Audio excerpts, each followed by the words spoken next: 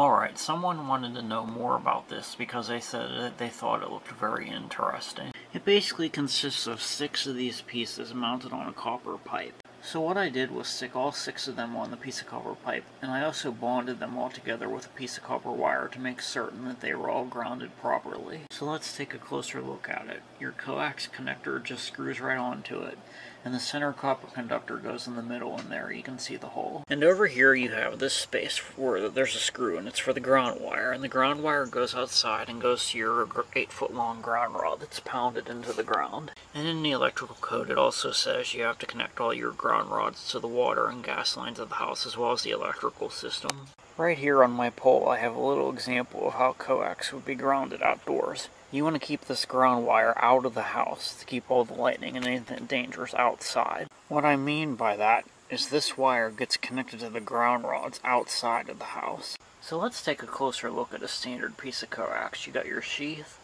you got your shield, you got your insulation, and you got your center copper conductor. Your shield goes to ground on the grounding block. And basically the shield keeps any unwanted radio signals or noise out of the center copper conductor. So let's take a closer look at this thing.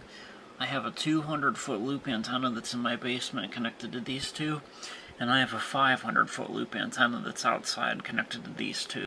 I have a ground and dual conductors coming from each antenna, and I have this ground here and these 2 feed wires coming from that loop antenna in the basement. And basically this thing just makes it a lot easier to connect them up and experiment with them. And right now I have my 5 RF to DC converters connected up to them. And you can see right there the outdoor 500-foot loop antenna is lighting the LED. The red and white wires here are coming from my indoor loop antenna that's downstairs. They're just twisted pair. Yeah, you could have a shield wire or you can have twisted pair. It pretty much does the same. This wire is the same gauge as the center copper conductor or the coax, and I just have it plugged right in there like that. Lately I've been experimenting with turning radio signals man-made as well as natural into electricity. And these are the 5 different circuits that I built so far. I have 3 different single-stage ones, and I have 2 multi-stage ones that I built. On eBay, I bought a 50-pack of 1N60 diodes to experiment with. The past couple years, I've only been messing with 1N34As, and then I discovered the 1N60s, which work better. I mean, at night, this one with the 1N34A diodes, those blue pieces that you see there, it'll make 0.030 volts at night.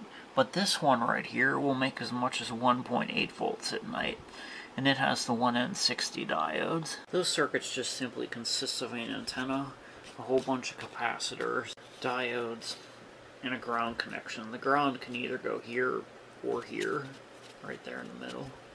You can see the 500-foot loop antenna up there. I have it going to all the trees about 10 feet off the ground. I didn't feel like running 2 90-foot long pieces of coax up to it, so I ran some twisted pair up to it instead. And I have it connected up like that out here, and it goes into the house over there. I also have it going to the ground rod at the base of my pole, so I got all the grounds connected up out here. Yeah, there's the loop antenna in the basement going to its twisted pair.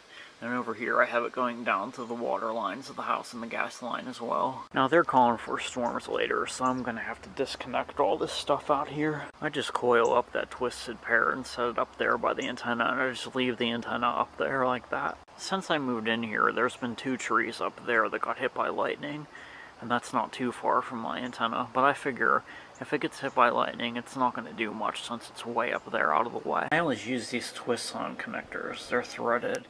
Just push them on like that and twist them on. Well, thanks for watching. Please subscribe, and hopefully that answers all of your questions. Next time I'll go more in depth with these circuit boards. I'm not sure as to why we have the front nose of a Rolex GT car out here.